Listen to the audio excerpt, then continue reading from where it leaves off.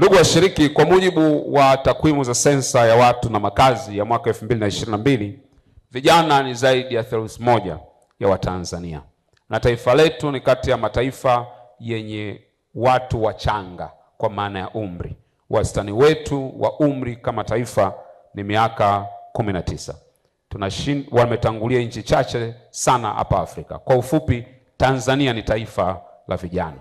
Lakini ukiangalia nguvu kazi, watu wanaozalisha katika taifa letu, 55% ya wazalishaji katika taifa letu ni vijana kati ya miaka 15 mpaka miaka 35.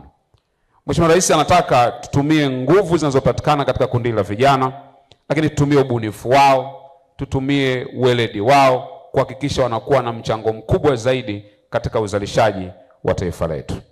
Ndugu washiriki, ninapenda kuwakumbusha kwamba mkoa wetu wa Shinyanga una hazina kubwa na fursa mbalimbali. Kwanza, kuna sekta ya madini. Hakuna asiyejua kwamba Shinyanga ni miongoni mwa mikoa inaongozwa kwa shughuli za madini. Kupitia uwekezaji mkubwa uliofanywa na kampuni mbalimbali katika mkoa wetu, kuna fursa nyingi sana zinazozalishwa, zikiwemo huduma za usambazaji, chakula, usafirishaji, ulinzi, teknolojia pamoja na uchimbaji mdogo. Vijana wanaweza kushiriki katika shughuli hii kwa kuwa mtu mmoja mmoja au pia kwa kuunda vikundi ambavyo vinaweza vikafaidika na fursa zinazotolewa.